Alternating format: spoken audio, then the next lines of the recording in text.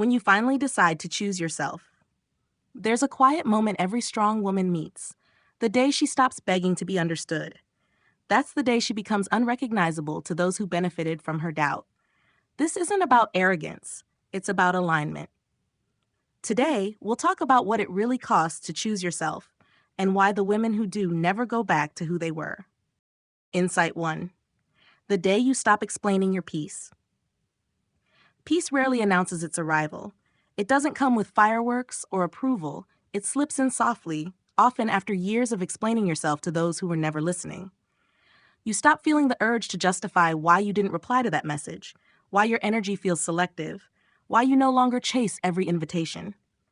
Your silence begins to feel like home. This is the shift where boundaries stop being walls and start becoming altars, sacred spaces that protect what's growing inside you. You realize that choosing yourself isn't selfish, it's stewardship.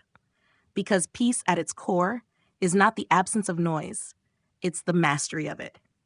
Many women confuse peace with passivity, but real peace is active. It takes emotional strength to respond with clarity instead of reacting with noise. It's choosing not to match chaos, not because you're detached, but because you've evolved beyond needing to prove your stability. According to research from the University of California, emotional regulation improves significantly when individuals stop over-explaining their choices. In other words, the less you justify, the clearer you become. And clarity, true clarity, becomes magnetic.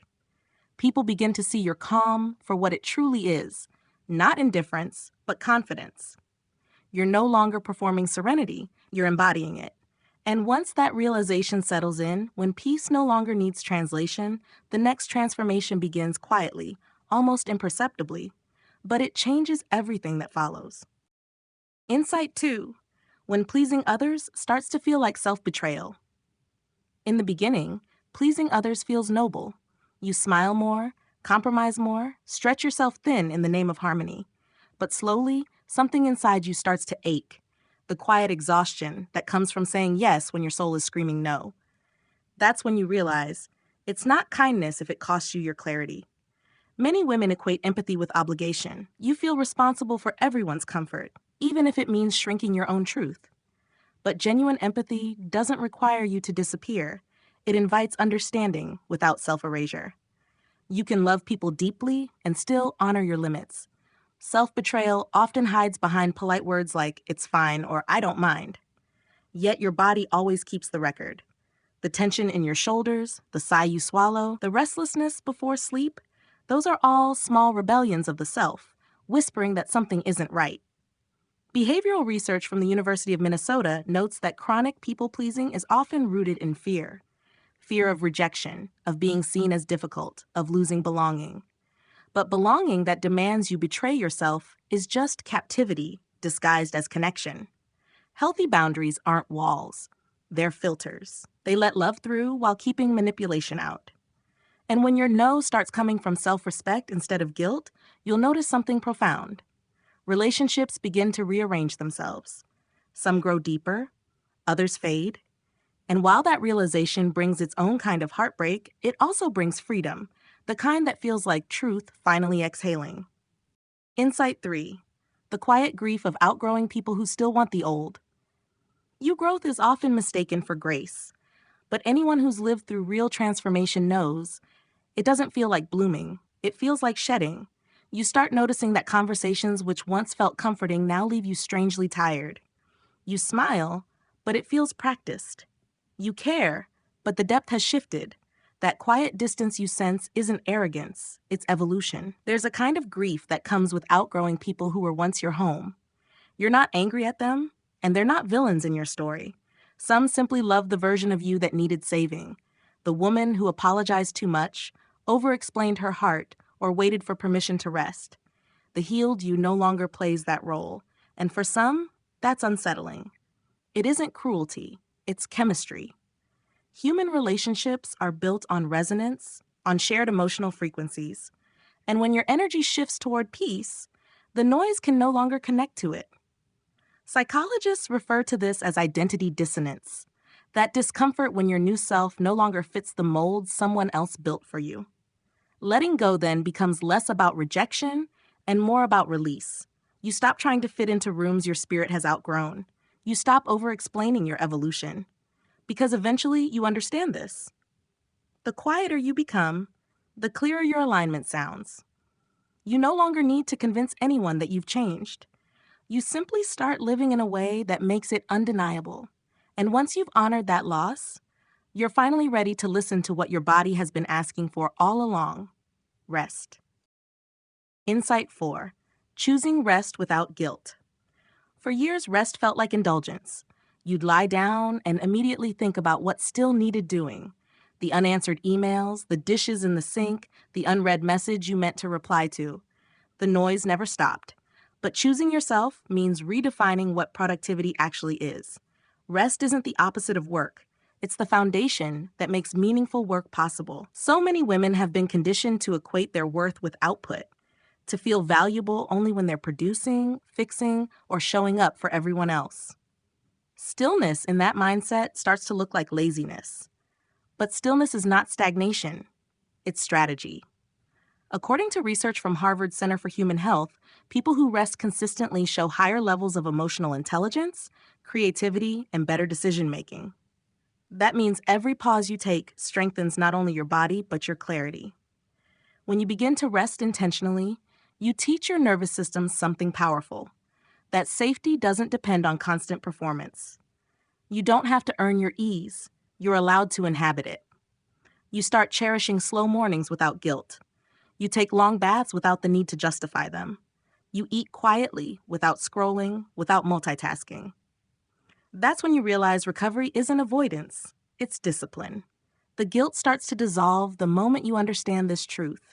Your softness was never the problem. It was your depletion. And once you reclaim rest, you see it clearly. Being busy was never strength. It was only disguise. Insight 5.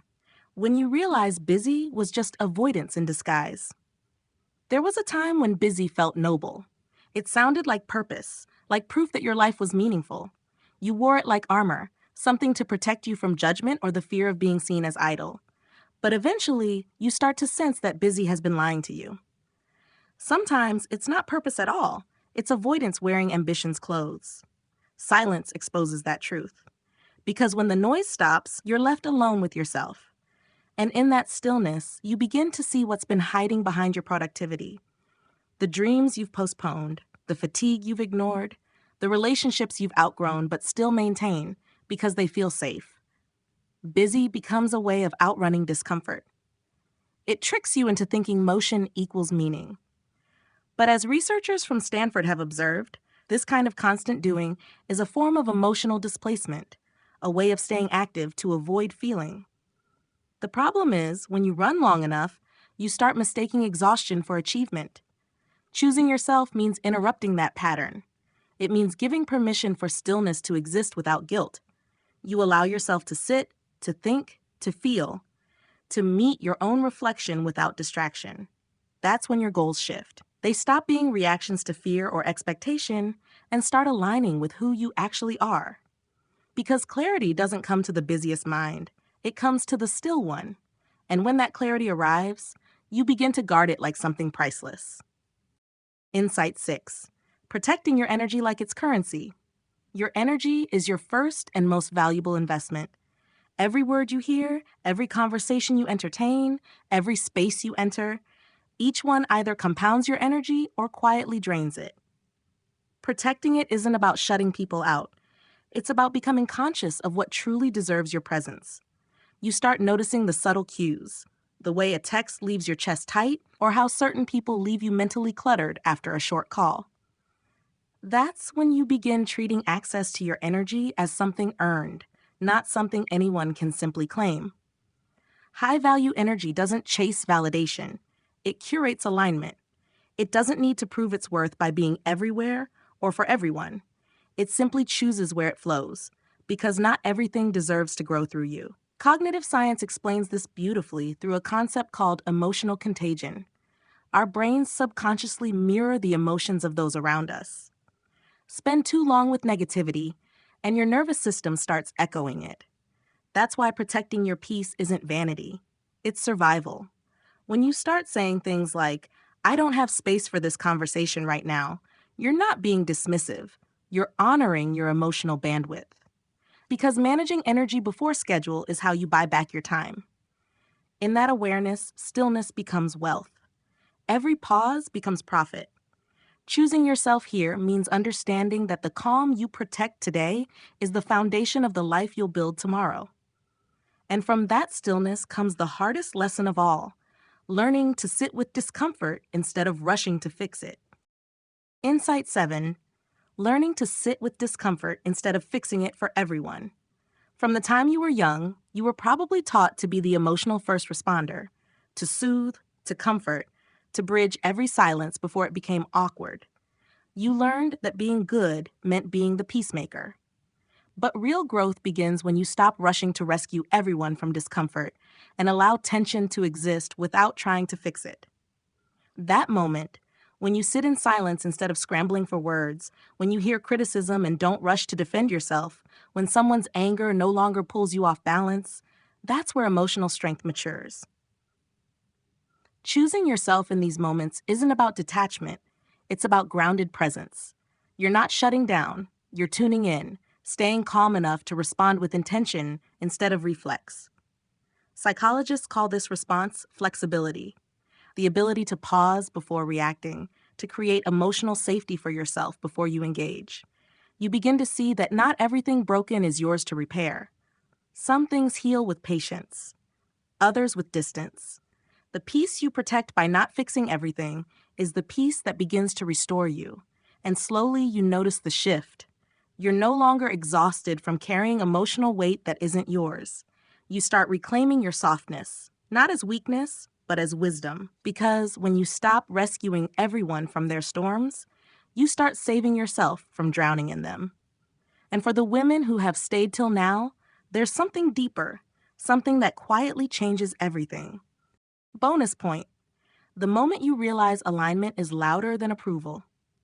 This is the turning point most people miss, the shift from performing to being. You stop chasing applause, and something inside you gets quieter, steadier. You begin to listen for alignment instead of validation.